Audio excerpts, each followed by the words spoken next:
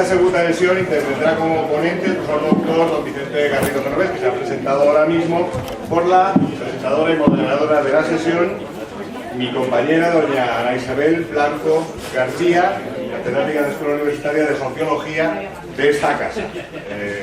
Cuando quiera. Buenas tardes.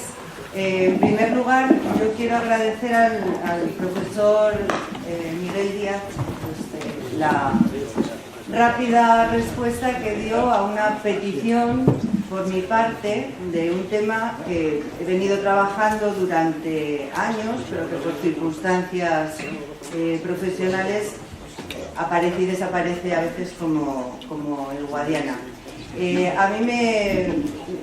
Para mí tenía especial interés tener hoy con nosotros a un especialista en, sobre todo, delincuentes psicópatas, puesto que yo he impartido durante varios años una asignatura de Sociología de la Conducta Desviada y tengo que decir que desde la psicología se ha tratado bastante más este tema, pero que los sociólogos tampoco sé muy bien por qué, o quizá tenga una hipótesis acerca de ello. Hemos abandonado los casos de psicopatía cuando en realidad en la actualidad se está viendo la importancia que tiene dentro del cómputo total de delitos detectados, pero también de los no detectados. Y esto es lo que en especial a mí me está interesando en este momento, es decir, el caso de los psicópatas integrados o subclínicos. Sin más, paso a presentar a Vicente Garrido Genovés, que probablemente todos conozcan porque tiene una larga trayectoria y además es una persona pues muy reconocida a todos los niveles. Es doctor en psicología por la Universidad de Valencia, es criminólogo también, amplió sus estudios de criminología en la Universidad de Ottawa y actualmente es profesor acreditado para catedrático de la Universidad de Valencia. Ha formado parte del comité editorial de revistas punteras en el campo de la psicología criminal como Criminal Behavior and Mental Health y Psychology, Crime and the Law, por ejemplo. Ha sido consultor también de Naciones Unidas para la prevención de la delincuencia en Latinoamérica y formó parte de la comisión que elaboró la actual Ley de Responsabilidad Penal del Menor. El Ministerio de Justicia le concedió la Cruz de San Raimundo de Peñafort por su contribución a una justicia más humana y eficaz y ha participado impartiendo numerosos cursos de prevención y tratamiento del delincuente, evaluación de la psicopatía, prevención de la violencia de género y otros temas criminológicos en muchas regiones de España, así como en otros países de Europa y América. Algunos de sus libros más conocidos, algunos de ellos seguro que ustedes los conocen, pues son La delincuencia juvenil, libro que me sirvió de referencia, por cierto, para mi tesis doctoral, Técnicas de tratamiento para delincuentes, Educación social para delincuentes, Diccionario de criminología y El psicópata. Este último libro supuso la presentación del trastorno de la psicopatía ante la comunidad científica en español, a los que siguió Contra la violencia, Las semillas del bien y del mal, Psicópatas y otros delincuentes violentos, Cara a cara con el psicópata, que es la psicología criminológica, etc. En este sentido, decir que si Robert Hare, por ejemplo, es un referente para todos en el campo de la psicopatía, Vicente Garrido yo creo que lo es también, al menos en nuestro ámbito, en castellano. Ha escrito los primeros libros de psicología aplicada a la investigación criminal que se han hecho en España, como por ejemplo El rastro del asesino, La mente criminal, Psicología de la investigación criminal, Perfiles criminales y Crímenes sin resolver. Su libro Principios de criminología, escrito junto con Santiago Redondo, pues es libro de texto en muchas universidades de España y América. Y por si fuera poco, además se dedica a escribir novelas de temática criminal que, a buen seguro, hará las delicias de todos los que estamos interesados en el tema. Le paso la palabra y muchas gracias por estar aquí. Muchísimas gracias. Muchísimas gracias, Ana, por esta estupenda presentación. ¿Se oye bien? Sí. Sí. Bueno, y bueno, es un placer estar aquí. Muchas gracias a todos los responsables de estas jornadas.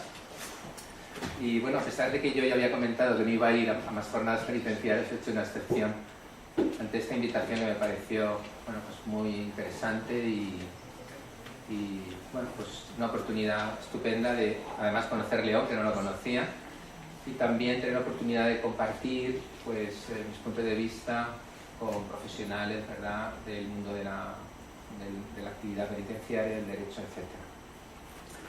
Bien, cuando me comentaron que Lucía iba a dar la primera charla, yo pensé, bueno, esto es fantástico, porque yo creo que podemos encontrar que hay una progresión y una naturalidad, una continuidad en la explicación muy natural, ¿verdad? Porque en realidad lo que ha explicado Lucía es: tenemos limitaciones para predecir. Por consiguiente, tengamos ojo a la hora de plantear, entiendo yo, determinadas medidas de tipo jurídico o legal que están basadas en el criterio de que la predicción siempre es una predicción buena o suficiente o una predicción muy acertada. Yo creo que este es un poco el resumen, si no es así, luego Lucía me lo comentas, de lo que ella ha planteado. Muy bien, yo empiezo por aquí para centrarme en el tema de los tratamientos y en particular en el tratamiento de la psicopatía, que fue una petición, ¿verdad?, del comité organizador. La cuestión es que no se puede evitar predecir. Esto es una cuestión que tenemos que tener, que muchas veces lo olvidamos, ¿verdad? No podemos evitar predecir, todos predecimos.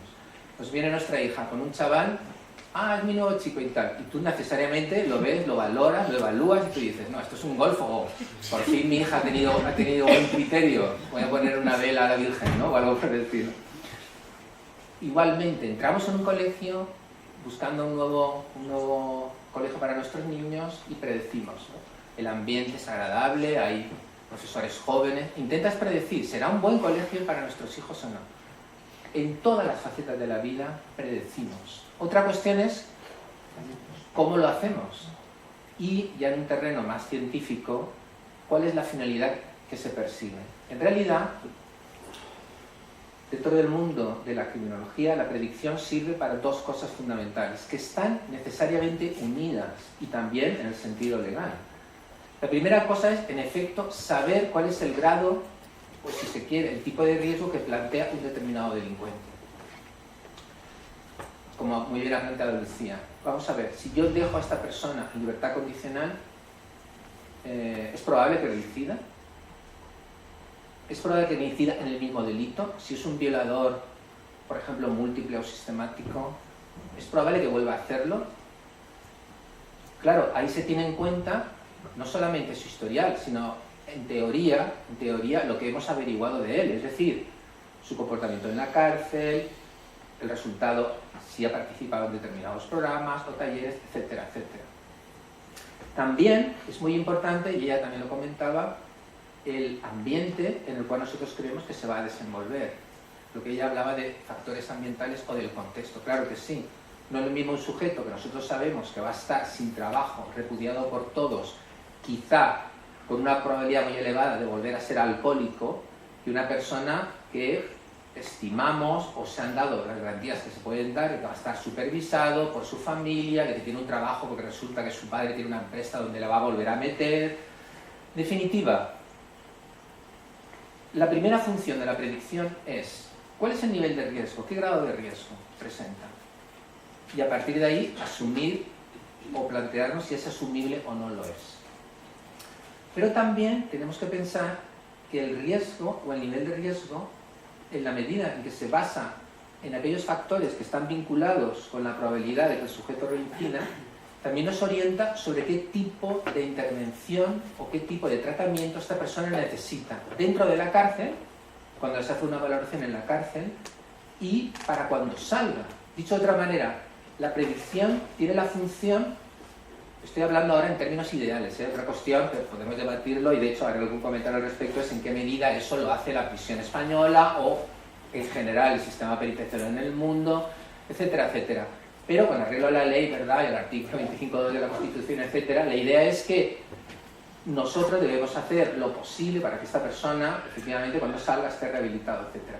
Pero la predicción también es muy importante, porque si no predijéramos, dicho de otra manera, si no evaluáramos sus factores de riesgo, no sabríamos cuáles son sus necesidades desde el punto de vista del tratamiento. Por ejemplo, si un delincuente sexual tiene una fijación con los niños, eso es una pedofilia.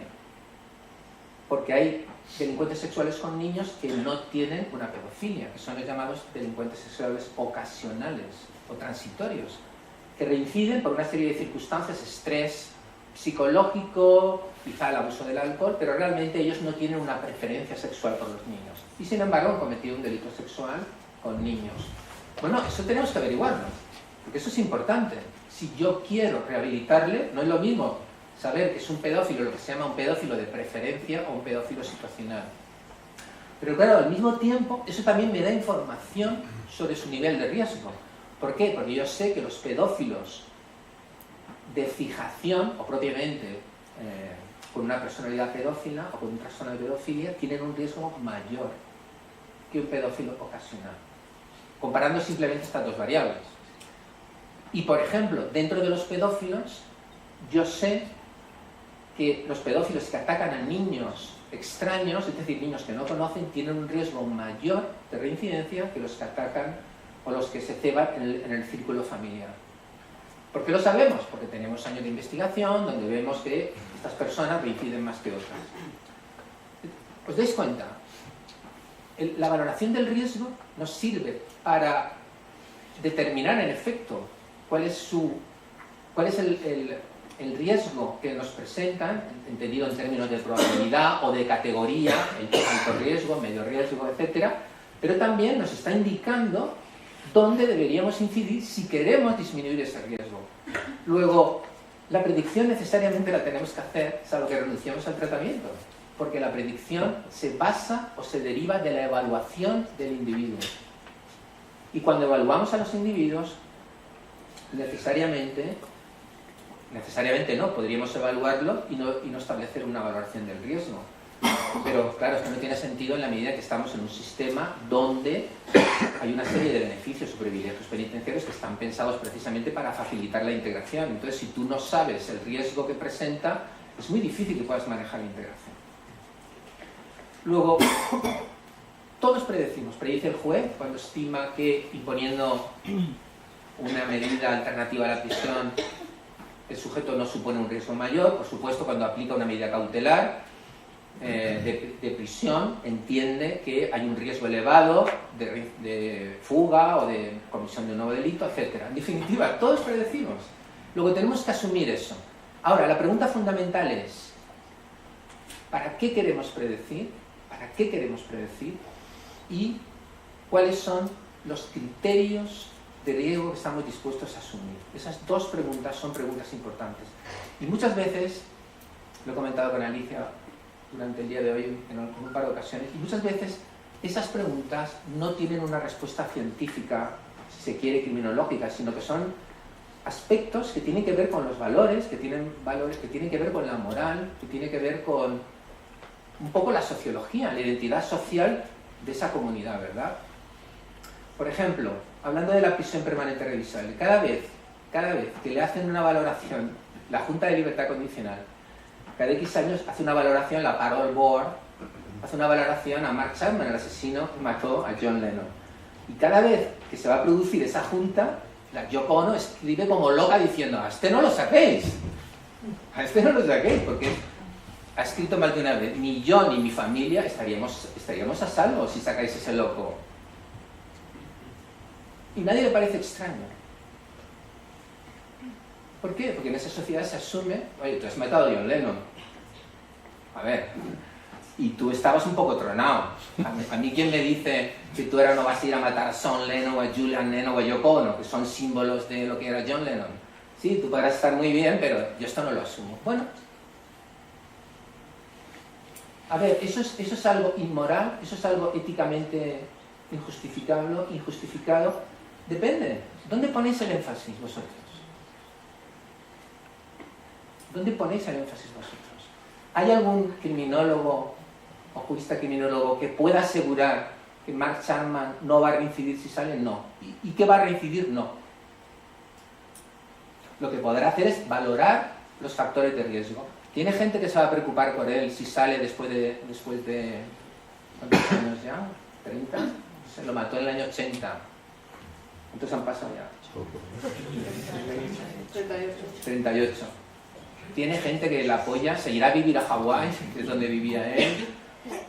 Bueno, pues son cuestiones, repito, que tienen que ver con los valores de la sociedad, con el espíritu de las leyes, con los criterios de aplicación, etc.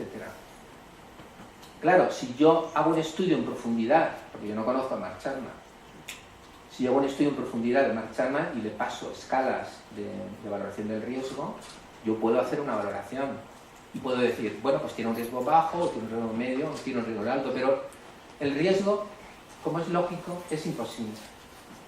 Fijaros, ¿por qué la Policía Nacional o la Policía Local o la Guardia Civil en su territorio, en su jurisdicción, tiene tantos problemas para la protección de víctimas, por ejemplo, de violencia de género o homicidios? Porque es muy difícil predecir. Porque hay un montón de mujeres con riesgo medio o riesgo alto. Pero claro, lo que dice Lucía es que hay mucha gente de riesgo medio o riesgo alto que no reinciden. Pero claro, si tú quieres proteger debidamente a esas víctimas, tú tendrías que ir a todas las mujeres que tienen riesgo medio o riesgo alto y poner un buen sistema de seguridad. ¿Pero qué ocurre? Habrá un montón de falsos positivos. Dicho de otra manera, la inmensa mayoría de las veces lo habréis hecho por nada. Por nada. Porque la mayoría de las veces serán falsos positivos. Falsos positivos es que yo predigo que va a reincidir y no lo es positivo falso. Entonces, en resumen, el problema que nos ha presentado Lucía es, señores, para yo cazar a los verdaderos he de sacrificar a muchos falsos. Y eso es verdad en todos los órdenes de la predicción en criminología, pero en otros muchos órdenes, en medicina. Yo voy a ver al médico del corazón, me hace un check-in. ¿Usted fuma? Yo sí. ¿Usted hace ejercicio? Yo sillón bol. ¿Usted qué come? Yo hamburguesas y patatas fritas. Oiga, ¿usted sabe que tiene un grave riesgo de que le dé un ataque al corazón? ¿Qué riesgo? No sé, pero no mejor que el riesgo del que hablaba Lucía. Por eso ella ha citado antes un artículo de Antonio Andrés Puello que dice, es que nuestra capacidad de predicción está a la altura de economía. Estamos de broma, ¿no? Si decimos que los economistas predicen, ¿verdad? Porque vamos, o sea, la economía no predice, iba a decir un taco, pero esto no es un lugar, o sea, por favor, a mí no me hablen de los economistas prediciendo, sino les vino el crack del 88 y no se enteraron.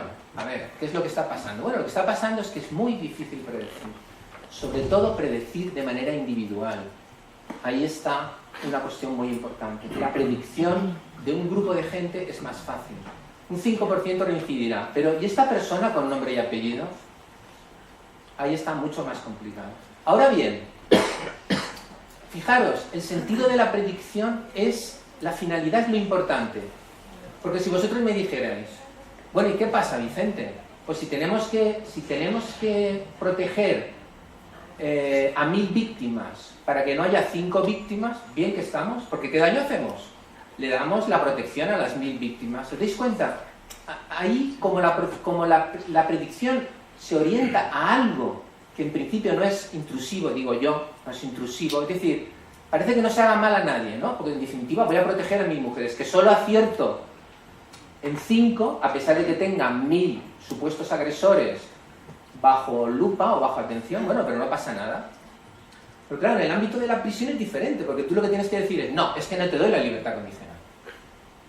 No, es que no te paso tercer grado. No, es que te voy a aplicar la libertad vigilada. ¿Veis? Aquí el asunto cambia. ¿Por qué? Porque de alguna manera tenemos que hacer algo, entre comillas, tenemos que hacer algo malo a alguien. Pero claro, este malo a alguien se supone que persigue hacer un bien a otra persona, dicho de otra manera, a sus posibles víctimas. Solo que en vez de ser la mujer que ha sido objeto de una violencia de género, ahora, utilizando el femenino, hablamos de la sociedad. No, es que yo prefiero que 95 se chupen unos años más de cárcel para evitar que haya 5 que yo no detecte.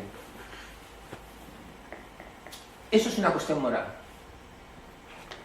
Ningún criminólogo os podrá decir que es lo mejor. Eso es una cuestión que tiene que decidir la sociedad, el Estado, el legislador. ¿Qué es lo que queremos conseguir con la predicción? Esa es la cuestión. Entonces, toda esta introducción viene a cuento porque, desde el punto de vista del tratamiento, lo que nosotros sabemos del tratamiento de los delincuentes viene dado porque está basado en que somos capaces de cambiar aquellos factores que están directamente vinculados con el hecho de que ellos tienen un riesgo elevado de delinquir. Fijaros de nuevo la conexión entre la predicción y el tratamiento. ¿Cuáles son los programas efectivos de tratamiento? Aquellos que modifican aquellos factores que nosotros sabemos que están asociados con un riesgo elevado de delinquir. Pero a pesar de todo, esos factores de riesgo, ahora como son objeto de una intervención, ya no suponen un problema, porque lo que vamos a hacer es intentar cambiarlos, y se supone que cambiar factores de riesgo como desempleo, como abuso del alcohol o de las drogas, como falta de autocontrol emocional, como amigos antisociales o pertenencia a una banda organizada. Como sabemos que todo eso es para el sujeto negativo, porque de alguna manera le faculta volver a reincidir, la intervención no necesita justificarse. Esto lo hacemos porque esta persona, si no cambia esos factores de riesgo, seguirá cometiendo delitos. Y nosotros entendemos que una vida en la que una persona cometa delitos no es una vida sana, ni es una vida saludable, ni constituye un bien para él. De la misma manera que un médico nos dirá, si yo le digo, mira, me da igual lo que tú me digas, pero yo no voy a seguir haciendo ejercicio, no voy a seguir comiendo hamburguesas y voy a seguir fumando. Y el médico me dirá, pues ya te apañarás. Ya te apañarás. ¿Verdad? Tu calidad de vida disminuirá, ya te apañarás. Yo lo que te digo es para que mejore tu calidad de vida. El tratamiento, de una manera un poquito ingenua, porque ya sé que hay otras lecturas, ¿verdad? Pero bueno, el tratamiento lo que persigue es decir, mira, si tú abusas del alcohol y de las drogas, no solo vas a reincidir, tu vida va a ser peor. Si tú sigues teniendo este problema en el autocontrol, tú vas a seguir metiéndote en peleas, vas a seguir obrando de un modo muy impulsivo, vas a tomar malas decisiones y por consiguiente nunca vas a poder escapar de esta espiral en la que te encuentras. Luego el tratamiento lo que persigue no solamente es quitar probabilidades de reincidencia, es mejorar y ofertar las herramientas para que el sujeto abandone el delito y por consiguiente tenga una vida más satisfactoria. Por eso, el punto 2 de las características de lo que se llama el modelo de éxito en el tratamiento, que se conoce como modelo ERNR, la R de riesgo, la N de necesidad, que son aquellos factores que están vinculados con los objetivos del tratamiento y que se pueden modificar, y luego lo que se llama el principio de la respuesta, que tiene que ver con el hecho de que los programas se adaptan a las características o necesidades de los individuos. De tal manera que, si vosotros me dijerais, ¿cuáles son las características de los programas que sabemos que son más efectivos en el tratamiento de los delincuentes, incluyendo los delincuentes violentos? La respuesta sería, primero, aquellos factores que dosifican el nivel de intervención con el nivel de riesgo que presenta el individuo. ¿Cuál es el nivel de riesgo? El nivel de riesgo es el resultado que sale en las escalas de la escala de Lucía. Riesgo alto, intervención alta.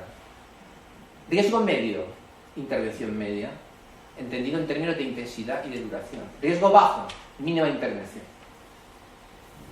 Dicho de otra manera, que si hay un individuo que tiene un riesgo elevado, debe recibir un tratamiento intenso o elevado y prolongado en el tiempo.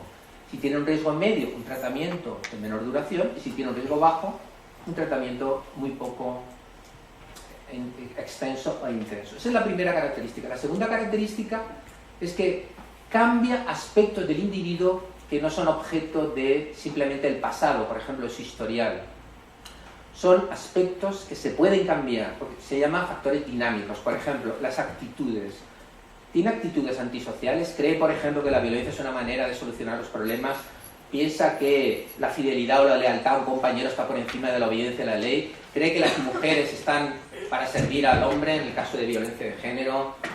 En definitiva, todo lo que podríamos denominar que está en el ámbito de las habilidades y las ideas del sujeto.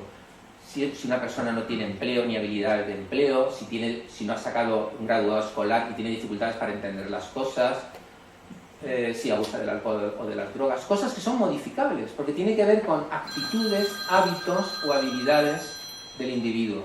Entonces, los programas efectivos cambian esos factores. Y luego, en tercer lugar, como he dicho, que se adaptan a las necesidades de los individuos. Se llama, en inglés, el responsivity, y se llama el principio de la respuesta o la individualización. Bueno, ¿qué es lo que sabemos? Lo que sabemos, tal y como lo tenéis aquí, es que por término medio, los programas que respetan los principios NR, riesgo, necesidad, respuesta, han mostrado una reducción de la reincidencia de un 15 a un 34%.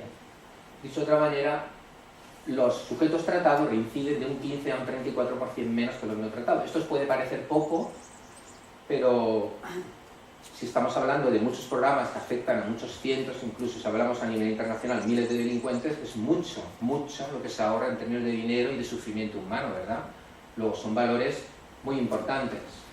De hecho, retomando la idea que antes he manifestado sobre la predicción del riesgo en delincuencia comparado con otras predicciones, hay cirugías y tratamientos médicos que no tienen esta tasa de éxito y que sin embargo se hacen. ¿Por qué? Porque no hay nada mejor.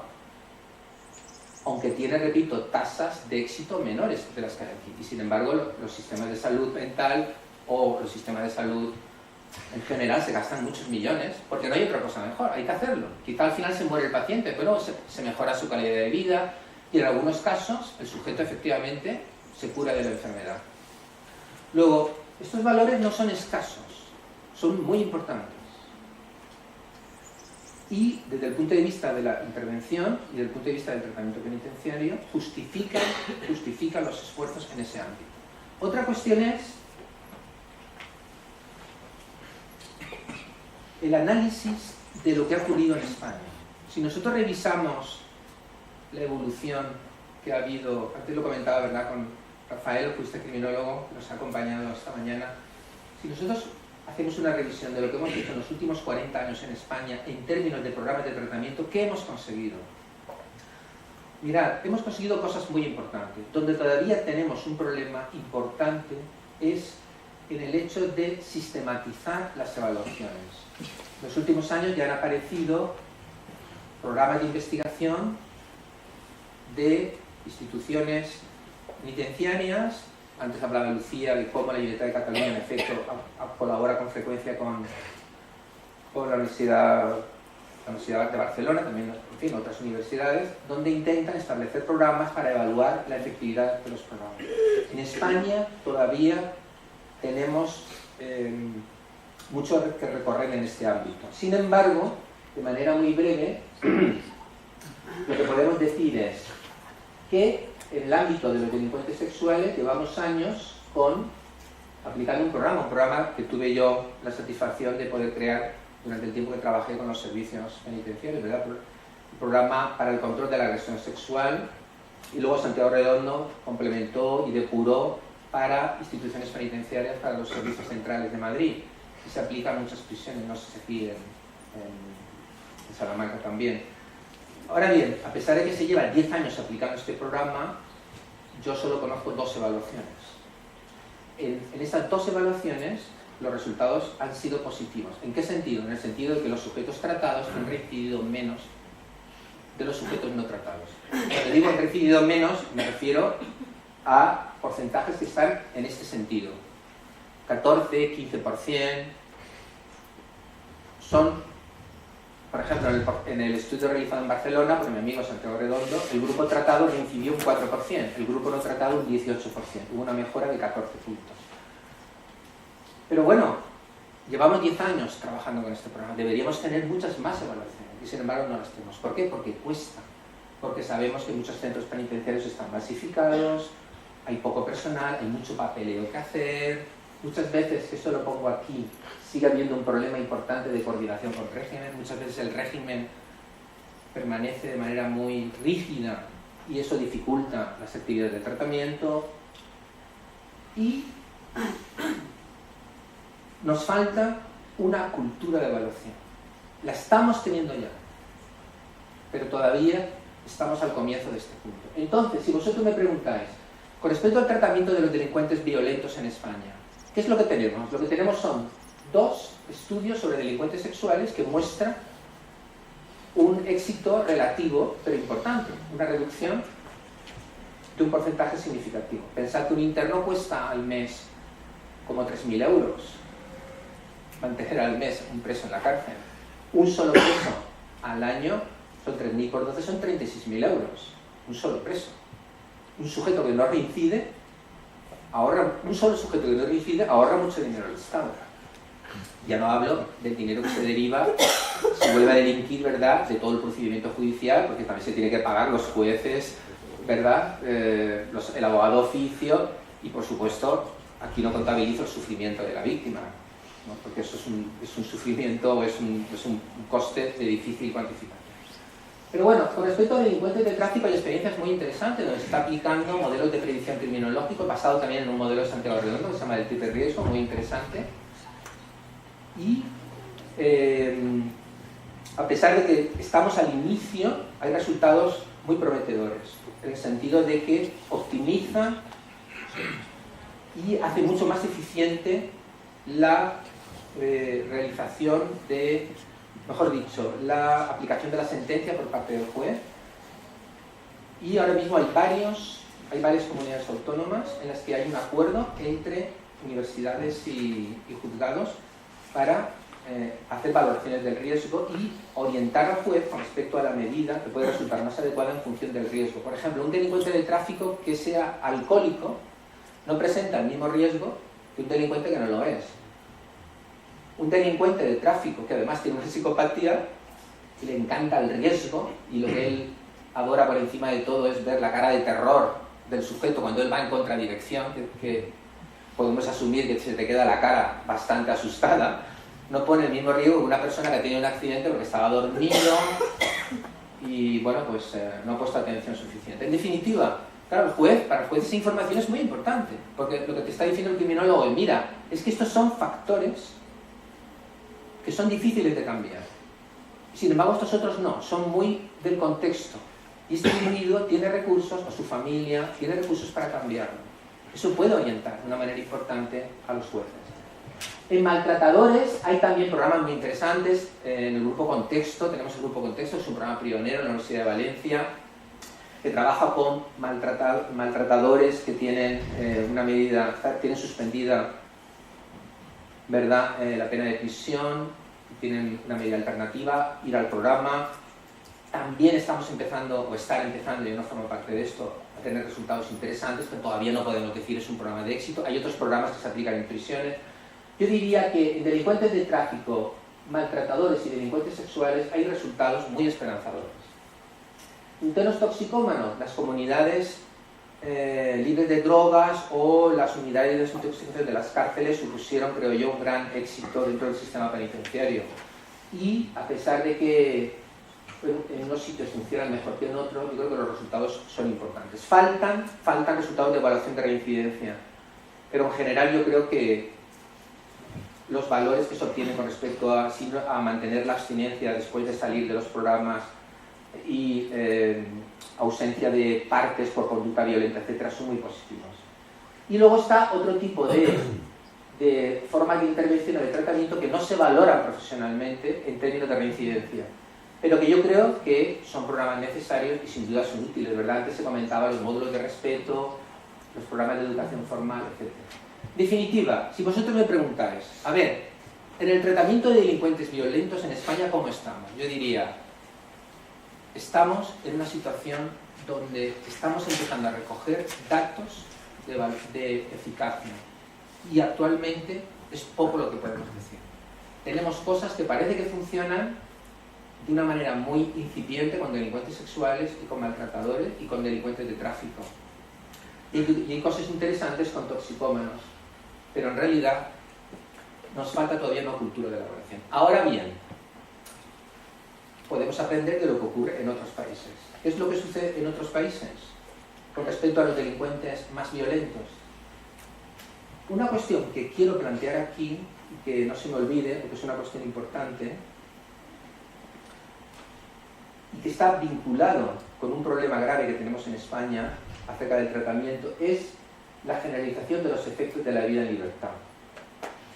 En España, por una razón, supongo que tendrá una razón de tipo histórico, no sé, los historiadores del derecho a lo mejor podrían interesarte en esto. En España, no sé por qué, no contamos con profesionales especialistas en lo que es la libertad condicional, lo que habéis visto muchas veces en las películas, ¿verdad? El parole officer, ¿no? El oficial de libertad condicional, o el probation officer, el oficial de libertad a prueba.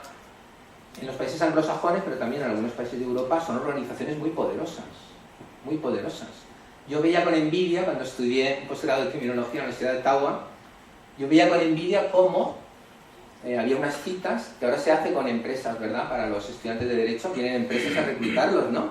Pues yo veía con envidia cómo estaba yo en Ottawa y ponía el estado de Saskatchewan, hay un estado que se llama así, el estado de tal, día tal, hora tal, vendrá responsable de oficial de libertad a hacer una entrevista. Y los alumnos que estaban terminando criminología se entrevistaban. ¿Para qué? Para trabajar de oficiales de libertad condicional cuando terminaran. Bueno, yo tenía aquí una envidia y digo, ¿cómo es posible?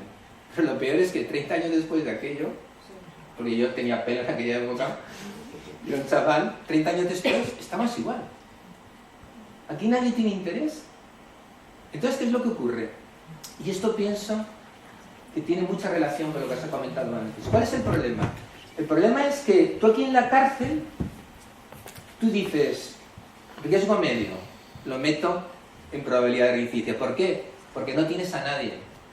Porque tú sabes que cuando lo pongas en libertad condicional, nadie se va a ocupar de él. Hablo en general, por supuesto, sé que hay asociaciones que trabajan con el reclusos, etc. Pero me refiero en general. Es decir, él va a estar libre, nadie le va a supervisar, ojo, a supervisar y a aplicar o apoyar un tratamiento. Entonces, ¿qué ocurre? Tú estás en la cárcel y tú dices, oye, yo no quiero que me venga el periodista de turno, el Idea Gallego, el adelantado de Segovia. ¿Usted ha dejado salir a este? Oiga, yo no. No estaba rehabilitado. A mí este no me saca los colores, que se quede. Entonces, lo que yo pregunto es, ¿por qué nos causa tanta inquina una cuestión como la prisión permanente revisable? Y no hace ya 20 años, y ahora, si quieren ustedes, si me lo permiten, es un privilegio de mi edad, me dirijo a los profesores de Derecho. ¿Por qué ustedes no ponen el grito en el cielo? Porque en España no tenemos ese sistema que es tan importante y que ha probado, aplicado de una manera rigurosa, ha probado disminuir la reincidencia. Porque ustedes no ponen el grito en el cielo en eso. Es que de verdad, un sistema progresista, desde el punto de vista penitenciario, no es el que no tiene la prisión permanente revisable, porque si todos los países del mundo lo tienen, ¿comprenden? Si somos nosotros los únicos, la tenemos, pero bueno, ya veremos lo que dura. Pero esto no da el pedigrí de la progresía. Oiga, Noruega es un país súper moderno, súper progresista. ¿Saben cuál es la media? La media de reclusión en Noruega para delitos graves no llega a los 6 años. Pero Noruega tiene una cláusula que dice que si la persona, la pena máxima es 21 años, pero Noruega tiene una cláusula que yo le llamo la cláusula Breivik, puesta en honor, a ver, yo la llamo así, no sé, esa cláusula no se llama ni existe, pero yo le llamo así, puesta en honor del asesino múltiple Anders Breivik, que mató a 69 niños en una isla. ¿Ustedes recuerdan el caso? Sí. ¿Qué pasa? Los superprogresistas noruegos no son tontos. Y dicen, sí, antihumano, pero este tío dice que tenía que haber matado más niños y que está arrepentido de haber matado solo a 69. A esto no lo dejo yo salir ni loco. Entonces tiene una cláusula que dice que pasado el tiempo de cumplimiento de la condena, si se estima que el riesgo de volver a cometer delitos graves es elevado, se le podrá mantener indefinidamente. ¿Le suena a usted algo el término indefinidamente? Forever. Forever and ever. Oiga, los noruegos, que nos dan cinto y raya en progresión. que tienen, yo he visitado Noruega, sobre todo para delincuentes juveniles, oiga, alucinarían lo que tienen. Una cosa espectacular, espectacular. Acompañando a mi buen amigo Pérez Tangelán, que es un criminólogo que estuvo aquí varios años. Oiga, lo que ves en Noruega es una cosa espectacular. ¿Pero qué pasa? Los noruegos dicen, sí, sí, pero yo no lo suelto. ¿Por qué? ¿Dónde está la moral? ¿Dónde está lo ético? Eso no lo va a contestar ningún jurista. Porque tiene que ver con la sensibilidad y con lo que ustedes pretenden. Con lo que ustedes pretenden. Ahora bien, esto es una alternativa para la mayor parte de los casos, comentaba Alicia, de riesgo medio e incluso alto, salvo la psicopatía. Ahora la psicopatía la dejo aparte. Por ejemplo, una investigación estupenda de mi buen amigo José Cid, de la Universidad Autónoma de Barcelona, publicado el 27 de abril en la revista española de investigación criminológica, se muestra en primer lugar que en España se tiende a excluir de esta institución a las personas condenadas con mayor riesgo de reincidencia normal. Se lo acabo de explicar, porque nadie se va a ocupar de ellos. A continuación se revisa la literatura criminológica sobre el programa de libertad condicional, concluyendo que algunos de ellos son efectivos para proveer el desistimiento de delincuentes de alto riesgo. ¿Cuáles son? No puedo entrar en esto porque si no me voy de la charla.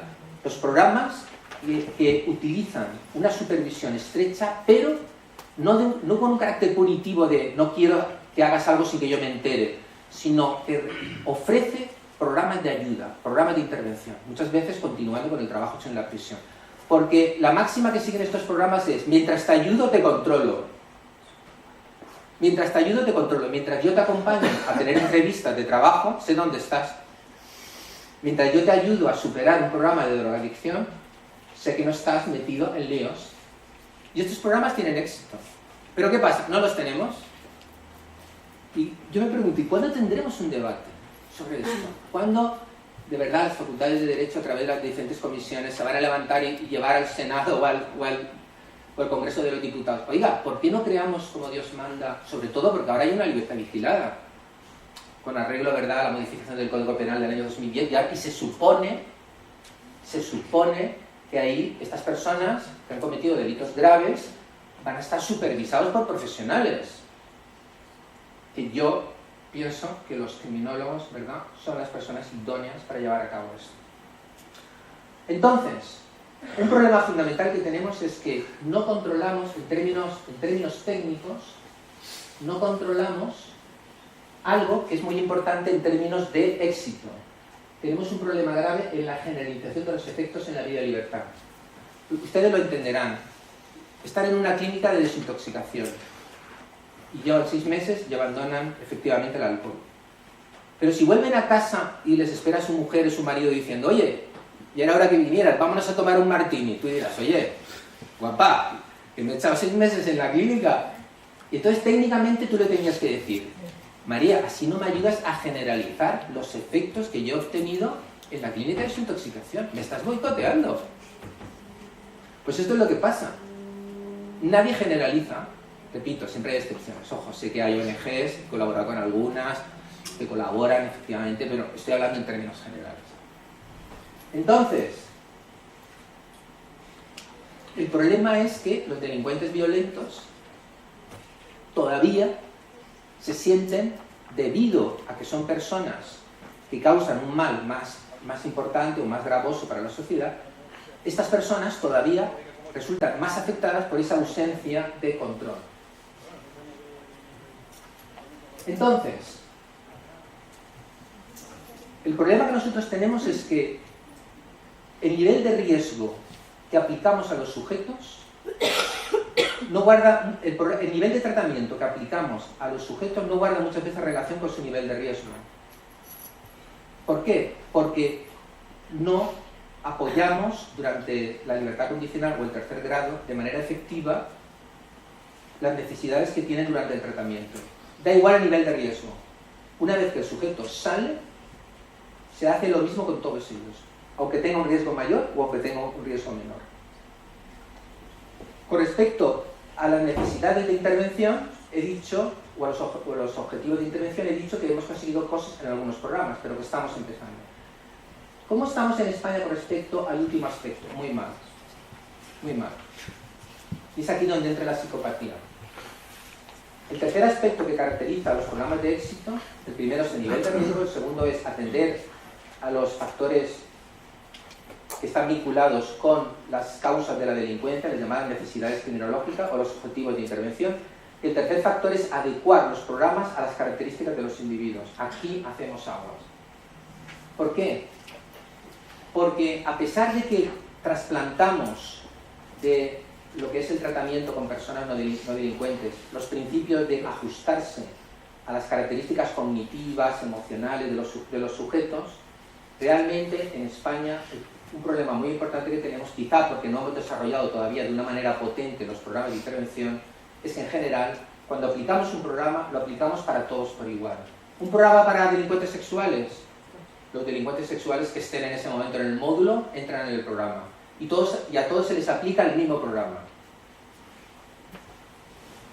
Y si salen en la calle, en todos ellos se hace lo mismo, y es dejarlos como están. Esto es un problema. ¿Por qué? Es un problema porque algunos sujetos son psicópatas. Y muchas veces ni lo sabemos. Porque muchas veces no valoramos la psicopatía en las prisiones. ¿Por qué? Porque es costoso. Hay que aplicar lo llamado Psychopathy Checklist de Robert Hare. Antes Ana les comentaba que Robert Hare es la gran referencia, por supuesto. Él es la gran referencia en el mundo. Y él ha desarrollado una escala que mide la psicopatía. ¿Pero qué ocurre? Es una escala que requiere 2 o 3 horas de entrevista, requiere chequear de manera muy detallada sus historiales, requiere en ocasiones hablar con personas que conocen al individuo, y seamos sensatos, sabemos que en las cárceles hay ya mucho papeleo.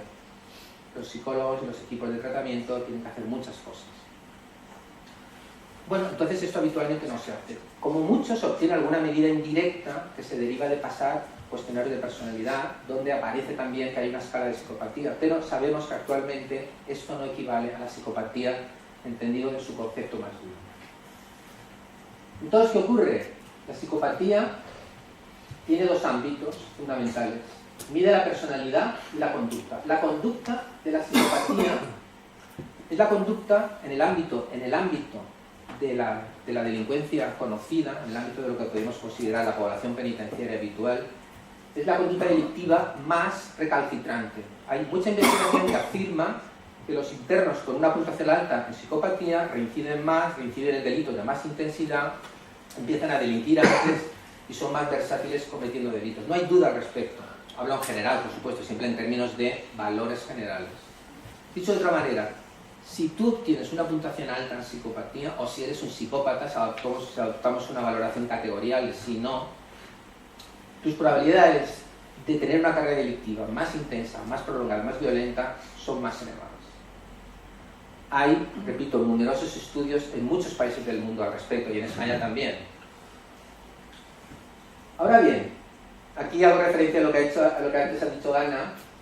No todos los psicópatas están identificados, porque la identificación del psicópata se produce cuando es procesado por el sistema de justicia y se le aplica ese diagnóstico, o bien en el sistema de salud mental, mucho menos frecuente, pero también puede ocurrir donde se le aplique este diagnóstico. Pero hay psicópatas que están integrados me refiero a que están dentro de la sociedad y no están identificados.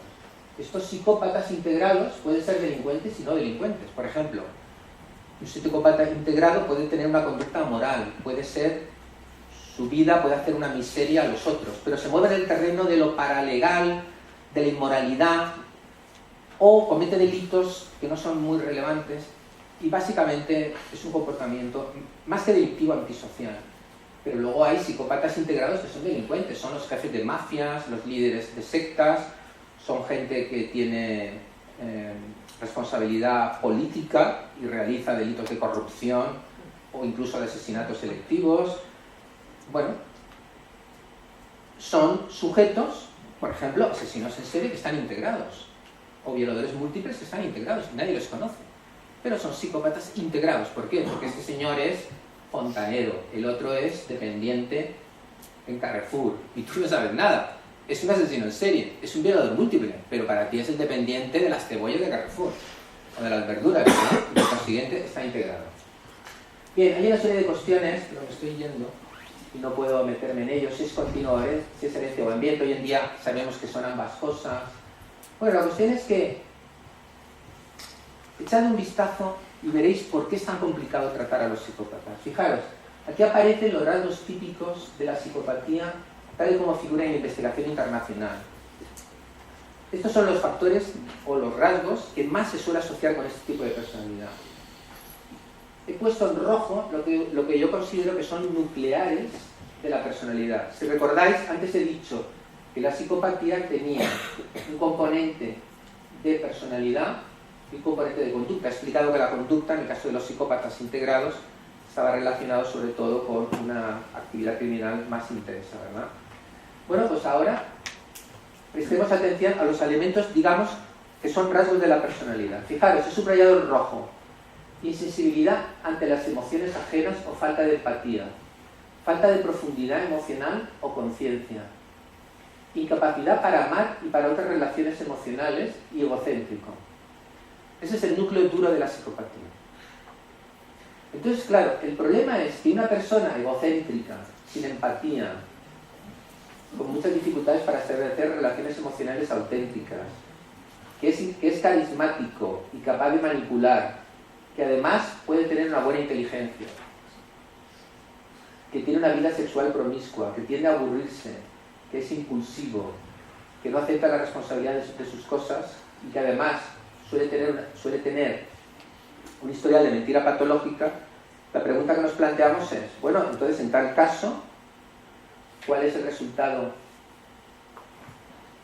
de mantener todos estos rasgos? Es decir, si una persona que tiene todos estos rasgos, ¿necesariamente va a ser un delincuente? No. No. Depende mucho, como pongo aquí, del contexto. La intensidad de la psicopatía y el contexto determinan la manifestación conductual del trastorno. Este es el núcleo duro de la psicopatía. Falta de conciencia o de sentimiento de culpa, falta de principios morales, incapacidad de amar, incapacidad para interesarse afectivamente de verdad por el otro y pobre juicio moral. Es decir, egocentrismo. Las cosas son buenas en la medida en que le sirven a él. Cosificación, ¿verdad? Entonces, dependiendo del contexto, desarrollará determinados rasgos. Por ejemplo, es muy probable que aquellos individuos que sean temerarios e impulsivos, siempre contando con esto, ¿de acuerdo? Pero es muy posible que estos individuos que sean temerarios o impulsivos e irresponsables y vagos abracen la delincuencia y la drogadicción si el contexto lo favorece. Es decir, si las oportunidades que tiene para conseguir poder, prestigio y bienes por otros métodos apenas él las posee, están bloqueadas. ¿Por qué? Porque falta de asunción de esfuerzo, el deseo de no trabajar para nada, el deseo de vivir aventuras y de hacer lo que primero se le ocurre, y el deseo de consumir drogas y cometer actos antisociales, aquí son importantes. Sin embargo, tú puedes tener psicópatas integrados y no cometer delitos si naces en un buen contexto y, por ejemplo, tienes una buena inteligencia. Ahora, puedes ser violento y explotador en tus relaciones familiares, explotador en tu trabajo, puedes ser mentiroso y manipulador y puedes ser un encantador de serpientes. Pero ahí puedes estar en la política, en las finanzas, vayan ustedes poniendo lugares de prestigio. No tienen por qué ser delincuentes o drogadictos, ¿de acuerdo? Luego, el contexto está muy relacionado y la intensidad de la psicopatía está muy relacionada con el resultado final. Pero bueno, a nosotros lo que más nos interesa es justamente aquellos sujetos que están en las cárceles, porque con nosotros, pues, quizá tengamos que coincidir en la vida personal, es mejor que no, pero en todo caso, en el ámbito penitenciario nos encontramos con que este tipo de tipologías presentan en ocasiones individuos con psicopatía. En las cárceles se habla de un 15, un 20 o un 25%. En la población normal un 1, un 2, algunos dan hasta un 3%. Pero yo he visto sujetos con psicopatía en todos estos ámbitos. Es decir, menores en situación de protección, que por desgracia ya muestran un comportamiento. Con menores no utilizamos el término psicopatía, hablamos de rasgos psicopáticos, porque hacemos un esfuerzo para no estigmatizar. Pero bueno, he visto niños de 7, 8, 9 años en protección que verdaderamente presentan rasgos importantes de psicopatía. Por supuesto, delincuentes juveniles, violencia de hijos hacia padres. He publicado una monografía, Los ojos tiranos, el símbolo del emperador, donde hablo de este problema, si ustedes están interesados en ello. Agresores de mujeres, por supuesto. Uno de los tipos de la violencia es de tipo psicopático, agresores de niños, delincuentes comunes, delincuentes sexuales, homicidas únicos, múltiples, etc. La psicopatía integrada, como antes he comentado, se da en todos estos ámbitos. Ahora bien, ¿qué dice la investigación? Y con esto voy terminando. ¿Qué dice la investigación acerca de la aplicación de los principios efectivos de tratamiento en psicópatas? Fíjense, antes, en la parte anterior de la ponencia he dicho cuál es la característica de los programas efectivos con delincuentes en general, pero también con los delincuentes violentos. Son estas características. Pero ahora lo que digo es, vale, pero quitemos a todos los otros delincuentes y centrémonos solo en aquellos que sabemos que tienen el trastorno de la psicopatía. ¿Qué sabemos? ¿Estos programas son efectivos? Miren, lo primero que tenemos que decir es que la investigación es muy escasa. ¿Por qué? Porque realmente desde el siglo XIX, en tratados de Francia, de Inglaterra, posteriormente de Estados Unidos, siempre se dice lo mismo. Estos sujetos no aprenden de la experiencia. Y no son capaces de comprender de verdad la profundidad de los conceptos que dicen. Y además tienen tendencia a engañarte. Y desde el siglo XIX, aquellos profesionales del cambio, los terapeutas, llamémosle como les llamemos, en cualquiera de los ámbitos, han visto al psicópata diciendo, no, yo no voy a perder el tiempo contigo. Voy a utilizar mi tiempo, que es muy escaso, en sujetos que van a aprovechar. Yo estoy seguro que van a aprovechar mis enseñanzas. Miren, un psicópata en un grupo de tratamiento en la cárcel es como ese niño al que tú quisieras estrangular en la clase. No sé si ustedes lo entienden, ¿verdad? Ustedes están enseñando Isabel la Católica. El Reino de León como corazón de la España actual. ¿Qué les parece esto? Por favor. Por favor. Tienen que ser independientes ustedes, oiga. Ustedes sí que tienen un motivo para ser independientes. El Reino de León, nada menos. Olviden esta nota. Ustedes están dando la clase y el niño que no para de chichar, de hacer bromas, de decir tonterías, de imitar al asno, al burro, tirar el bolígrafo al lado. Oiga, ¿ustedes no quieren matarlo a literalmente? ¿No? Coger el lanzallamas. Miren, yo he estado, en fin, parte de mi trabajo, de mi primera etapa de trabajo ha sido con programa de tratamiento. He estado en muchos lugares haciendo programas de tratamiento, formando a los educadores, etc. He tenido un montón de psicópatas. Son un incordio brutal. Un incordio brutal. Entonces, ¿qué pasa? Pero claro, aquí se produce la llamada profecía autocumplida. El psicópata no tiene solución. Luego no investigo nada. No investigan nada, el psicópata siempre no tendrá solución. Entonces, ¿qué ocurre? Ocurre que el principio del riesgo dice que con los sujetos que presentan un riesgo muy elevado tenemos que poner un programa muy intensivo. ¿Lo recuerdan? Sujetos con riesgo medio, un programa de intensidad media. Sujetos con riesgo bajo, un programa de intensidad baja. Pero claro, los psicópatas tienen un riesgo muy alto. Porque ellos vienen con el San Benito de a mí lo que tú me digas me da exactamente igual. Porque yo soy más inteligente que tú y yo sé lo que a mí me conviene. Y a mí no me vengas con borsaca. Entonces, claro, para la prisión es un reto formidable. Es un reto formidable. Entonces, la pregunta que hacemos es, ¿vale la pena que invertamos un esfuerzo y creemos programas dedicados a este tipo de sujetos? De nuevo, una pregunta moral. Yo les aseguro que actualmente nadie hace un tratamiento con psicópatas en España. No hay programas de tratamiento. Es verdad que los psicópatas no cambian nunca. Los psicópatas tienen el peor de los pronósticos, pero que no cambian nunca, esa determinación no tiene valor científico. Ahora, ¿son los más complicados para cambiar? Sí. si pudiéramos cambiar a los psicópatas, conseguiríamos reducir de manera importante el riesgo para la sociedad. Oiga, pues, juzguen ustedes si vale la pena.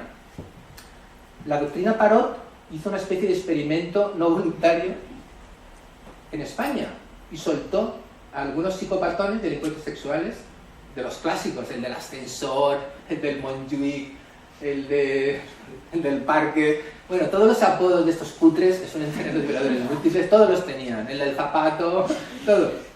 Bueno, ¿qué pasó? Que hubo algunos que salieron como lobos. Como lobos. Bueno, mataron a una mujer en Asturias, violaron a varias. Claro, ¿cuál es el problema? El problema es que si tú dices, a ver, de esto no sale ni uno, menudos pájaros, ¿quién se puede fiar? Está el problema ético, oiga, pero no todos van a reincidir, porque algunos de los de Parot no reincidieron, o por lo menos no lo sabemos. Pero hubo 5 o 6 prendas que violaron a niños, a mujeres y mataron a una anciana. Claro, ¿cuál es el problema? El problema es cuando matan a tu madre. Claro, tú dices, bueno, es que ha matado a mi madre. Entonces tú vienes y dices, oiga, pero es que esto ha de asumirse. Y yo no digo que no sea así. Lo que digo es que se tiene que explicar. Lo que digo es que se tiene que explicar. Y que no se haga demagogia. Que se tiene que explicar. ¿Por qué? Porque también hay gente que no es psicópata y sale y mata a alguien. Pero es verdad que tú puedes correr un riesgo con estas personas. ¿Por qué? Porque de manera arbitraria hay una persona que es un ente abstracto, pero que se convertirá en realidad. Será la víctima, será la madre, será la hija o será el padre de alguien. Entonces, claro, estas cosas son de naturaleza moral y se tienen que explicar, sin hacer demagogias. ¿De acuerdo? Entonces, ¿cuál es el problema? El problema es que con los psicópatas no tenemos problemas. Hay algunos indicadores en el extranjero que señalan en jóvenes, cuando todavía no se ha consolidado la personalidad, hay un par de estudios empíricos que han demostrado una reducción de la reincidencia en jóvenes psicópatas, en jóvenes, 16, 15 años. Pero eso tiene mucho sentido, no han desarrollado su personalidad. En adultos todavía no existe un solo programa bien diseñado científicamente que demuestre que los programas con psicópata reducen de manera estadística la reincidencia. Bien diseñados. Hay un par de trabajos con un diseño incierto que apuntan a una dirección positiva. Pero, oiga, muy poco. Estamos hablando de todo el mundo. Muy poco. Claro, con eso termino. ¿Cuál es el problema? El problema es que para tener éxito con los psicópatas hemos de modificar su personalidad. Porque si hemos de modificar su personalidad, tenemos un grave problema. Porque la psicopatía es un modo de ser permanente y estable. Dicho de otra manera, el que no tiene conciencia a los 20 no la va a tener a los 50. El que no conoce la empatía a los 20 no la va a tener a los 50. Esas cosas no se cambian.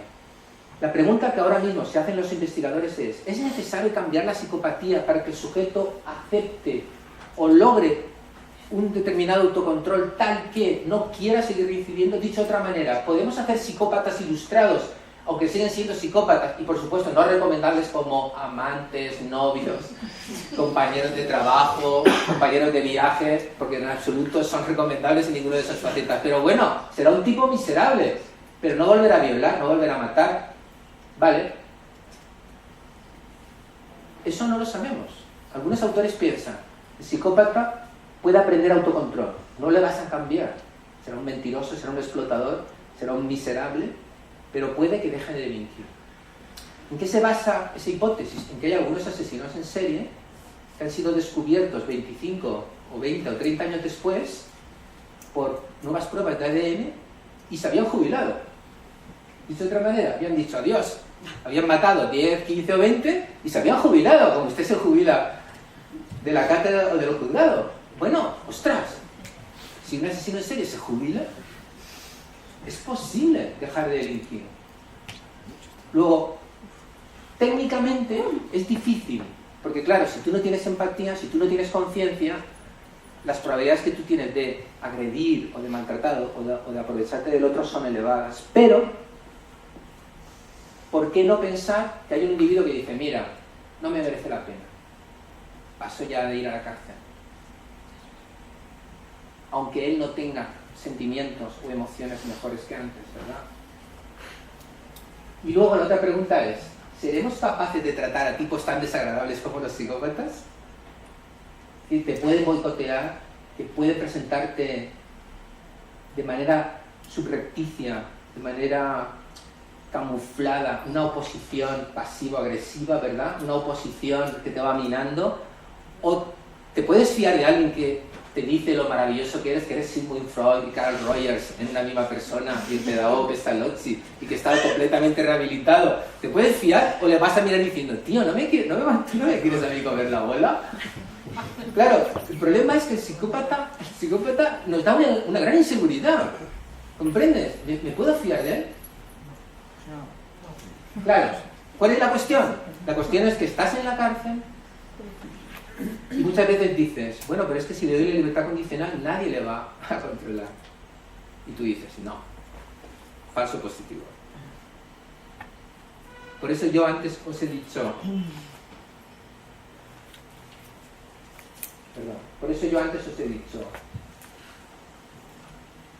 hay cuestiones de naturaleza empírica y cuestiones de naturaleza moral. Cuestiones de naturaleza empírica. En España despreciamos todo lo que pasa después de las cárceles. Y eso es una vergüenza. Y criminológicamente es un error mayúsculo. Porque despreciamos lo que nosotros sabemos que es muy importante, y es la etapa de generalización del aprendizaje. Es lo mismo que si ustedes se entrenan a escalar en una escuela fantástica, pero luego nunca van a escalar en la realidad. Se quedan siempre con la pared esta de escayola, con los pies de gato. Oiga, tendrá que aprender lo que ha aprendido yendo a la montaña, ¿no? Es ahí donde tenemos que ver si usted sabe escalar. Aquí no, aquí lo hacemos todo en la prisión. A ver, empatía hacia la víctima. ¿Qué puedes decir tú de este relato de la víctima? Oh, lo siento, es verdad, es una excusa, sí, es verdad, la víctima ha sufrido. Muy bien. Perfecto, Andrés. Apunto en mi escala de hoy. Ha aprovechado el ejercicio de empatía hacia la víctima. Vale, pero lo ha hecho ahí, en el centro. Y luego fuera. No sabemos, no contestamos. Oiga, seamos serios. Esto es un problema muy grave. Y podríamos asumir riesgos que ahora no podemos asumir, o no queremos asumirlos, o no asumimos. Otra cuestión es si deberíamos. Repito, una cuestión moral. Y con esto termino. Los psicópatas son un emblema y tienen un valor simbólico. ¿Por qué? Porque representan probablemente la maldad en su estado puro. ¿Qué es la maldad? La maldad, tal y como yo lo entiendo, es la violencia donde la otra persona se cosifica. Es decir, tú no le matas porque quieres vengarte o porque quieres robarle, tú le matas porque obtienes placer en ello. Lo has cosificado, ha dejado de ser, como dice Kant, ¿verdad? En cuanto el hombre deja de ser un fin para convertirse en un medio, estamos conculcando probablemente la norma moral más esencial, ¿no? Para el psicópata, el otro es un medio para su fin, por consiguiente lo cosifica. Claro, las penas deben de simbolizar algo, deben de reflejar algo. Es decir, de nuevo una cuestión moral. Cuando en Noruega le dicen a Breivik, oye, tú has matado a 69 niños como conejos, es que eso no se puede soportar. Tú vas a estar aquí para siempre. ¿Por qué? Porque te lo mereces. Porque has matado a 69 niños. Y eso no se puede soportar. Eso es una cuestión moral. Es una cuestión simbólica. La ley tiene un efecto simbólico, tiene un sentido simbólico. Todo esto te tiene, junto con lo que nos ha comentado Alicia acerca de los problemas, los errores, los otros sujetos que pueden estar sacrificados para que los más peligrosos no salgan. Todo esto son cuestiones empíricas, pero que muchas veces se relaciona o se vincula con lo que tú quieres hacer con esa ley. ¿Qué riesgo quieres correr? ¿A quién quieres representar?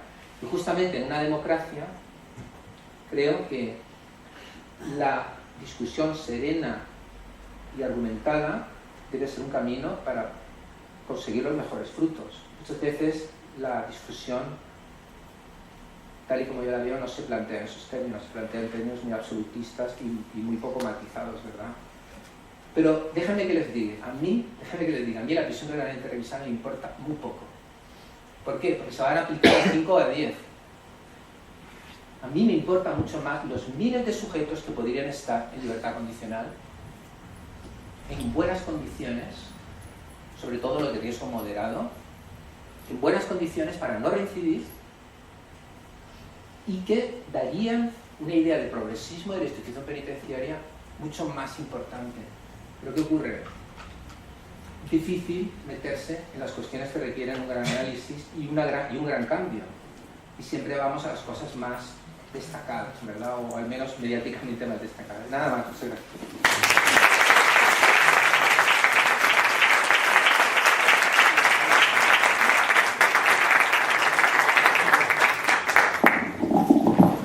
Muchas gracias al doctor Garrido Genovés por su exposición y abrimos ahora un turno de preguntas. ¿Alguien quiere decir?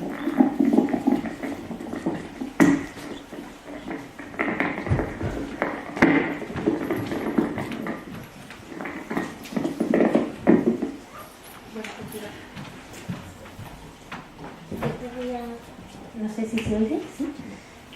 Ante todo, felicitar al profesor Garrido por su exposición, que me ha parecido excelente y muy interesante.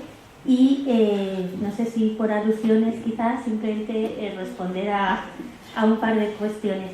La primera, muy brevemente, cuando él pedía, en cuanto que profesora de penal que soy, que cómo no éramos más exigentes en el sentido de pedir que se implante este órgano dotado de personal y de recursos de control para vigilar y ayudar como se debe, o sea, supervisar, apoyar la etapa de libertad condicional y encima ahora que hay libertad vigilada después, pues con mayor motivo.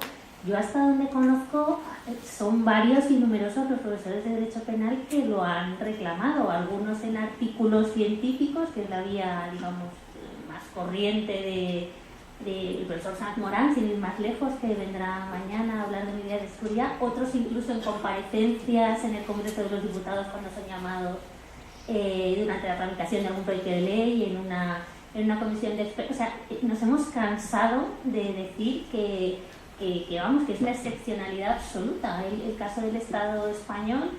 Cuando la libertad vigilada se iba a introducir, hubo gente que decía, no, yo a priori, teóricamente, no me parece mal, puede ser buena idea, pero claro, sin nadie que se haga cargo de esto, es una burla, esto es un chiste, es decir, de que estamos hablando aquí, ¿cómo pones ahí medidas en el código? Esto es muy poco serio. Yo, en fin, por lo que conozco, comparto además plenamente la valoración de la trascendencia que tiene este problema y la implicación que tiene sobre qué decisiones se toman previamente. Claro, lo dejo salir así, sin más, al vacío, pues claro, entonces a lo mejor no, si yo supiera que puedo contar con, que hay un contacto, un tránsito escalonado, una persona de referencia, pues me lo plantearía de otra manera. En ese sentido comparto plenamente. Pues, la verdad es que yo lo desconozco, me alegro. Entonces, si ahora, pues he sido injusto, pues pido perdón, ¿eh?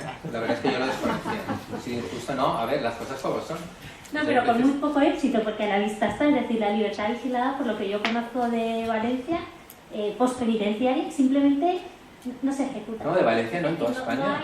En toda España. Aquí en Salamanca hay alguna entidad que controla la libertad condicional. Perdón. Peor.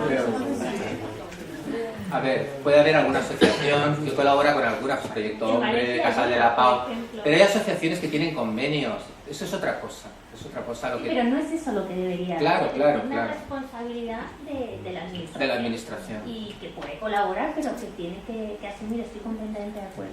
Y luego, muy brevemente, otra cuestión en relación con esta distinción que me parece tan acertada, en la que has insistido varias veces a lo largo de la exposición. Es decir, una cosa es el conocimiento empírico que podemos tener, hay riesgo, alto, bajo, mucho, poco, y otra cosa son esto que tú llamabas las cuestiones morales. Efectivamente, o sea, y es bueno distinguir ambos planos, porque la discusión debe identificar correctamente de lo que se habla en cada caso. Lo que pasa es que ahí mi única discrepancia contigo, no sé tú cómo lo verás, es la siguiente. Más que morales, yo creo que varias de las cuestiones que hay implicadas en estos problemas, desde la prisión permanente revisable hasta otro tipo de cuestiones, como estas de la supervisión postpenitenciaria, no es tanto moral, sino jurídica. ¿Y qué quiero decir con esto de jurídico? Que se supone que nuestro marco normativo ha tomado ya esa decisión ética. Es decir, tenemos una opción ya plasmada en el derecho vigente, básicamente en la Constitución.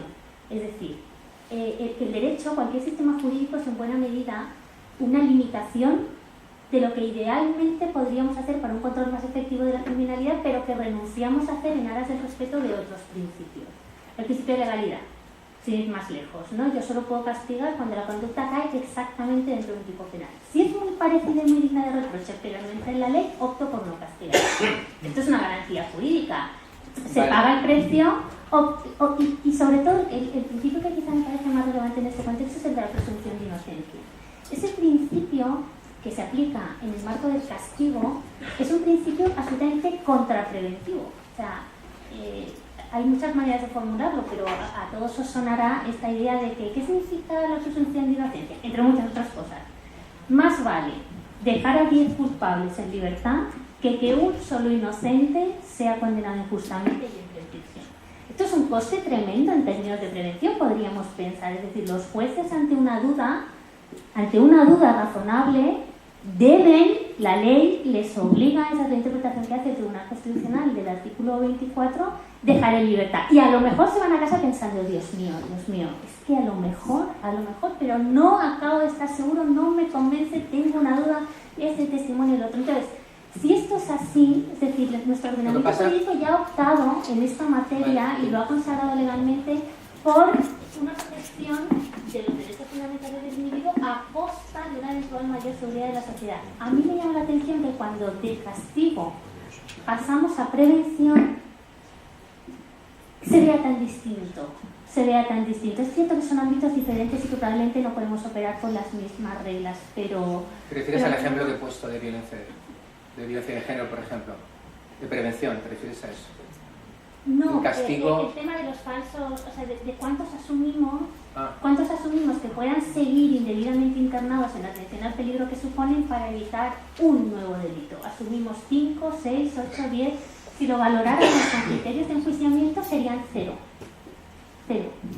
Eso es lo que dice la presunción de inocencia.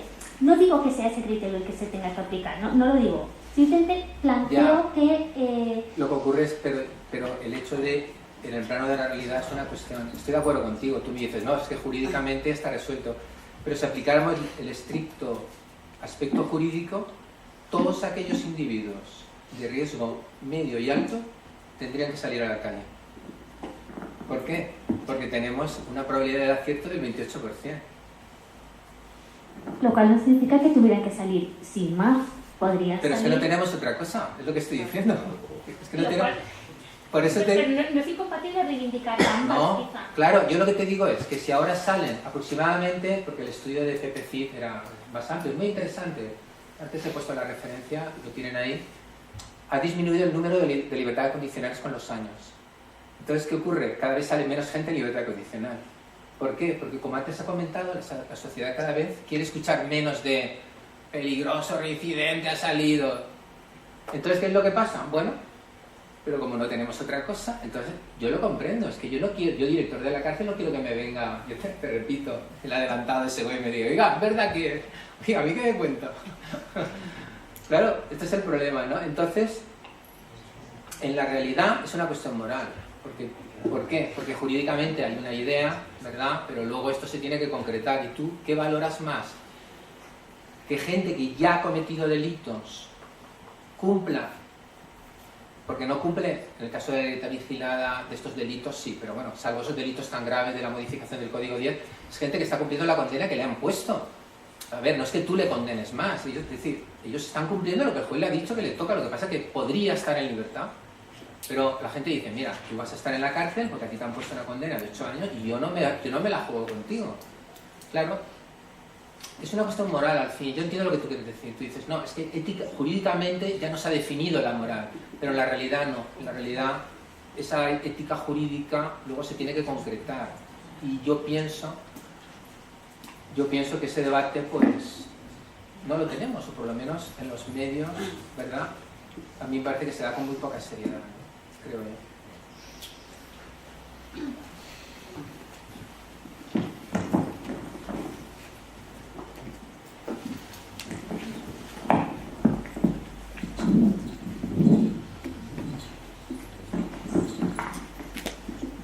Bueno, yo quería plantear dos cuestiones. Ante todo, agradecer la ponencia, que me ha resultado muy interesante y muy clara, tanto la suya como la de la profesora Martínez Garay.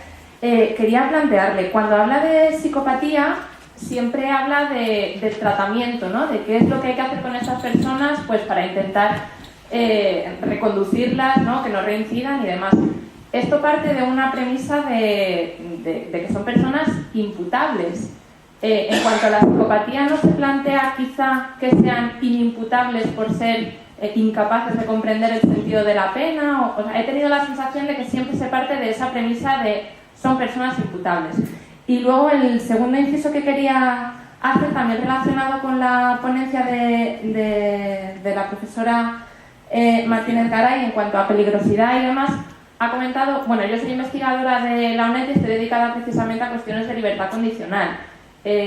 Uno de los datos que destaca a la que una se empieza a meter en estas cosas es que la libertad condicional no se concede en la medida en que la población cree, ¿no? Esto de que la persona entra a la cárcel por una puerta y sale por otra es mentira.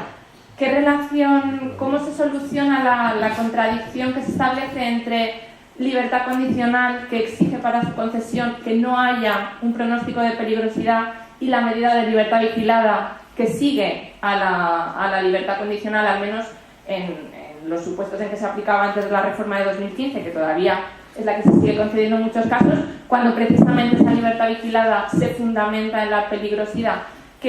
¿Cómo se salva esa contradicción, ese escollo entre la condicional para no peligrosos y la libertad vigilada que sigue después para peligrosos? ¿Quieres contestar tu pregunta?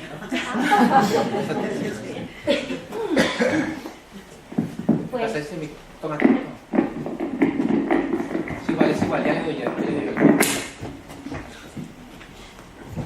Pues muy brevemente, es cierto que en realidad generalmente la psicopatía no se suele considerar una causa que disminuya la imputabilidad. Está bien hecho así, debería ser de otra manera.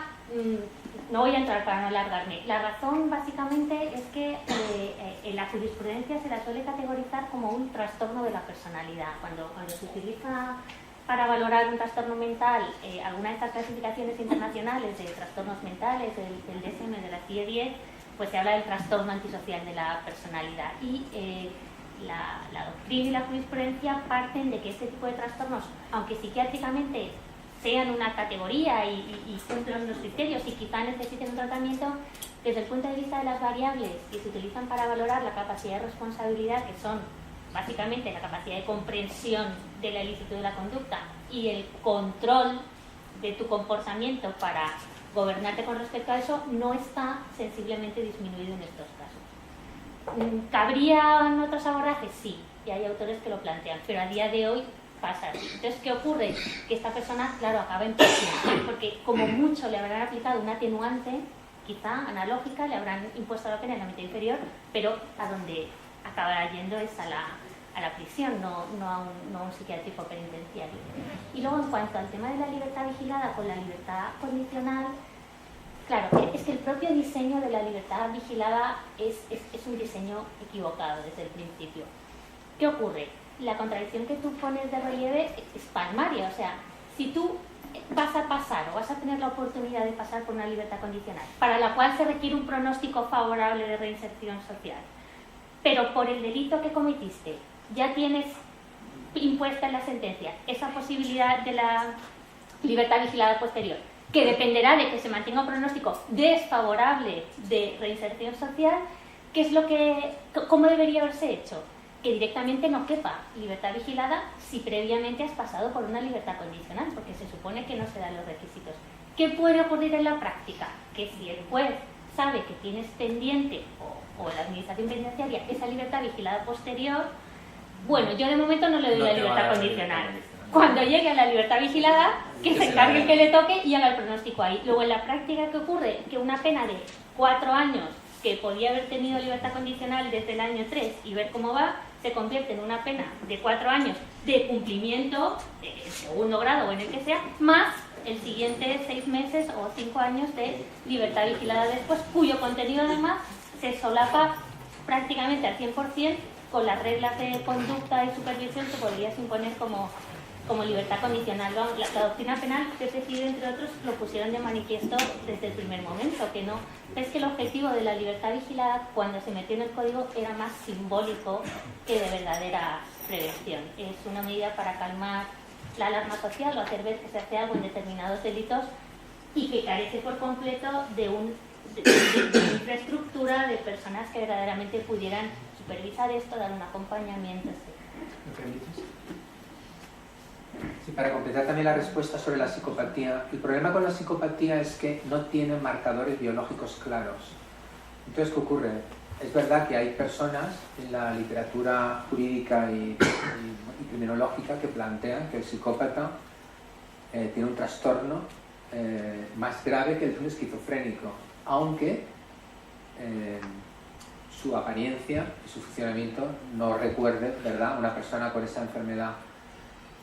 Porque tú puedes preguntarte, pero vamos a ver, una persona que es incapaz de sentir empatía, esa persona no tiene una patología. Una persona que no tiene sentimiento de culpa, eso no es un déficit o una deficiencia. Porque de hecho, la manera de resumir quién es el psicópata es alguien ajeno a la comunidad moral. Es decir, es una persona que está con nosotros, pero él es ajeno, él no forma parte de la comunidad moral. Es decir, él no se siente integrado ni atado por las convenciones morales que conforman la sociedad, lo cual a él le da mucho poder. ¿Por qué? Porque él se mueve aparentando respetar esas normas, pero en la práctica él no se siente, digamos, obligado a seguirlas. Pero claro, eso, a pesar de que ha habido una importante investigación en los últimos años sobre la neurociencia, sobre el cerebro, etc., en la práctica no hay todavía marcadores biológicos fiables, de tal manera que tú puedas decir en una proyección en un tribunal, mire, ¿ve usted el lóbulo prefrontal? ¿Ve usted la amígdala? ¿Ve usted esta zona? Mire, este problema tiene ahí el problema. Su psicopatía es el resultado de esto. Entonces, ¿qué pasa? Piensa que hay un riesgo, y es que tú vas a considerar irresponsable precisamente al sujeto más peligroso que hay. Claro, esto a la gente le pone muy nervioso. ¿Comprende? Diciendo, bueno, este es irresponsable, este es el que más daño nos puede hacer. Entonces, ¿qué ocurre? No hay legislación en el mundo, ni una, que lo considere. Es más, normalmente es un factor de agravamiento. En algunos estados de Norteamérica, y desde luego te complica mucho la trayectoria penitenciaria, porque si te ponen la etiqueta de psicópata, es un poco lo que antes he comentado, diciendo, a ver quién es el guapo ahora, que se las ve con este. Pero yo creo que ellos tienen un problema estructural, es decir, un problema que se refiere a cómo ellos perciben la realidad, un problema de personalidad. Lo que ocurre es que es una cuestión complicada, porque aquí entraremos en cuestiones filosóficas, es decir, ¿creemos de verdad que el ser humano es libre? De hecho, la idea de la misma justicia se basa en esa idea, en la idea de que tú mereces ser castigado porque tú elegiste libremente hacer tal cosa. Claro, si ese principio lo eliminamos, todo el sistema de justicia se cae y se hace pedazos. Si asumimos que el ser humano es libre, el psicópata es libre de no hacer lo que hace, a pesar de que le encanta manipularte, explotarte, disfrutar de tu dolor. A pesar de todo eso, nosotros tenemos que creer que esa persona puede no hacerlo. Y por ahora nadie ha demostrado que están obligados a hacerlo. ¿Por qué decimos eso? Por ejemplo, un asesino en serie, si ve que le van a pillar, no actúa. Un violador lo mismo. Es decir, si tú vas a atacar a una mujer que entra en un ascensor y tú ves que está pasando 2 agentes de policía al lado, tú no lo haces, salvo que estés ya mentalmente mal, ¿no? No lo haces. Luego, oye, no lo haces. Si no lo haces aquí, ¿por qué lo tienes que hacer ahí? Has inhibido el ataque.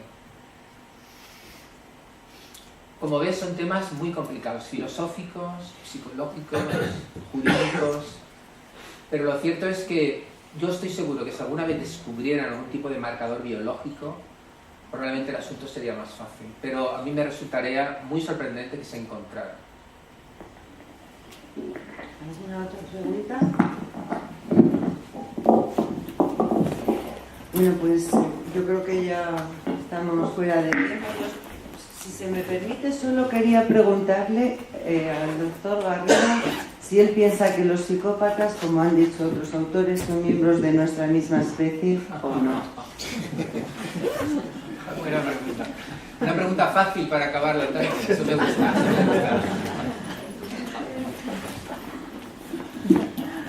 A ver, Ana, eso depende del concepto que tengamos de humanidad. Por ejemplo, si introducimos el concepto de sentimiento moral básico dentro del concepto de humanidad, no lo son. ¿Por qué? Porque hablo de los casos, digamos, de psicopatía intensa, ¿verdad? Porque en esto también hay una graduación, de tal manera que los sujetos en realidad también se podrían plantear como psicopatía nula, baja, media o elevada. Si tú dices, no, es que para ser un ser humano uno tiene que tener conciencia, uno tiene que tener capacidad para lamentar lo que hace, para sentirse mal por el daño ajeno. Si esta persona no entra dentro de este universo moral, esa persona no es plenamente humana. Bueno, es una opción. La verdad es que te confieso que no he pensado exactamente en eso. Desde luego, no son humanos dignos de imitar. Eso está claro. Por eso cuando Clarice Starling, El silencio de los corderos, se dirige a entrevistar a Aníbal Lecter, ¿recuerdan la jaula en la que está él en el juzgado? Un policía que le acompaña en el ascensor le dicen, ¿es verdad lo que dicen? Y Clarice Starling, ¿recuerdan a Judy Foster, 1,58, mirando al policía? Le dicen, ¿qué es lo que dicen? Dicen que no es humano. Y dice Clarice Starling, no hay un nombre para designar lo que es. ¿Otra pregunta?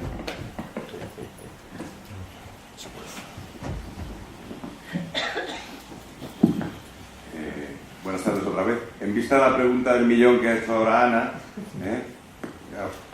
yo lo que les preguntaré a ellos, esto yo no lo había pensado nunca, que un psicópata no pudiera ser humano, pero ya depende de cómo definamos humano. Y la pregunta es, no sé si para Vicente o para Ana, la verdad, ¿qué consecuencias tiene eso a los efectos nuestros? Me imagino que no hay efectos penales, que un psicópata siempre es otro. Por ejemplo, que si mata a un psicópata comete un homicidio, supongo, porque si no, tela. Claro. Esa es la pregunta. Si tú me lo permites, a mí me gustaría decir que no toda persona que comete un crimen atroz es un psicópata. Yo sé que en el imaginario popular esto es así, pero uno puede cometer un crimen muy atroz y no serlo, ¿eh? O sea, el psicópata no tiene,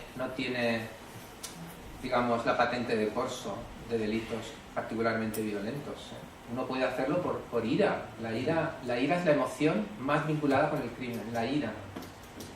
No hay nada que pueda superar a la ira. El deseo de devolver el golpe. El deseo de demostrarte que lo que tú me has hecho no lo voy a tolerar. No hay nada más potente que eso. Eso es claro, eso no me cabe duda, pero muchos homicidios se producen por estas razones. No, mi pregunta es qué consecuencias tendría no considerar a un psicópata de libro, a un psicópata intenso de libro, que no es humano. Pues desde luego los programas de tratamiento no creo que abundaran. Los programas de tratamiento no creo que abundaran, eso está claro. Políticamente lo sería en todo caso, pero bueno. A lo mejor nos permitiría llevarlos al zoo. Esa es la pregunta. Yo, a ver, ya contestando un poco en serio, yo pienso que... Yo lo he hecho en serio, ¿eh? Sí, no, pero me refiero a mi comentario anterior. Pensando, digamos, en serio, creo que tenemos que tener cuidado con la frontera con la cual utilizamos la palabra, por ejemplo, monstruo, ¿verdad? Es complicado, es complicado. ¿Por qué? Porque yo entiendo por qué la gente lo hace. Por ejemplo, en el reciente asesinato tan terrible del niño Gabriel, ¿no? Sí. Gabriel, ¿no? Sí. La madre, que para mí reaccionó de manera admirable. Hablando de la asesina, dijo, no hablemos de ella, no es una persona, es una bruja. Hasta cierto punto es esto, es decir, no es humana, ¿se dan cuenta? No es humana. Es una reacción natural. Pero desde el punto de vista científico nos va a ayudar. A mí me gusta pensar que en el ser humano está todo lo mejor y todo lo peor. Y también los abismos de la psicopatía forman parte del ser humano. Ahora, depende de cómo tú empleas el humano, ¿verdad? Lo que quiso decir la madre del niño es, mira, una persona que hace eso, a mí no me digas que es una persona, es otra cosa, es una bruja. Eso está claro, como vas a ver, digámoslo, pero el tema es que jurídicamente la cosa tiene mucha tela, ¿eh? Porque empezamos por los temas constitucionales. ¿Tienen derechos humanos los psicópatas? Claro, claro. Perfectamente, no. sí. ¿Se puede matar a otro sin cometer un homicidio porque es psicópata? Es que el tema es muy importante, ¿no? Claro, claro. Claro. Yo entiendo que humano es alguien biológicamente como yo, para el derecho. Sí. Biológicamente como yo, porque claro, hay gente que dice, no, es que los negros no son humanos, son... No. No, un negro es biológicamente como yo y por lo tanto... No, o sea, yo no planteaba la respuesta en términos jurídicos, que claramente, jurídicamente debe de serlo, ¿no? Yo más bien iba un poco al plano un poco más filosófico de la idea, pero claro, jurídicamente no tiene sentido, no vas a considerar a un psicópata... No tiene sentido, depende, yo creo que no lo tiene, pero... A ver, en una democracia yo creo que no lo tiene. Obviamente, para mí no lo tiene en absoluto, claro, me parece incluso muy peligroso, ¿no?, plantearlo. Pero bueno, pues como estamos para discutir, pues... Bueno, no, nada. Mi pregunta viene por la concepción básica de la naturaleza humana, que al menos desde el punto de vista sociológico parte del pensamiento aristotélico y que define al ser humano como un animal político en la medida en que es parte de la comunidad y la comunidad lo constituye. Y Aristóteles dice, fuera de la comunidad solo puede haber un monstruo o un dios. Y este es el psicópata diría, el psicópata diría, yo soy el dios, y nosotros diríamos, es un monstruo. Lo que pasa es que en la época de Aristóteles lo asumió, había esclavos y no eran igual que los señores. Quiero decir que esto evoluciona mucho en el derecho a la igualdad general del ser humano de principio. Está bastante consagrada, ¿no? Bueno, pero digamos, si seguimos en el tiempo, Marx, por ejemplo, que profundiza también en lo que es la naturaleza humana es esencialmente social, cooperativa y creativa, es decir, nada que ver con un psicópata. Bueno, nada, a mí me entretiene el tema, como veis. A ver, el tema tiene vida, ¿eh? El tema tiene vida. Bueno, gracias. Gracias.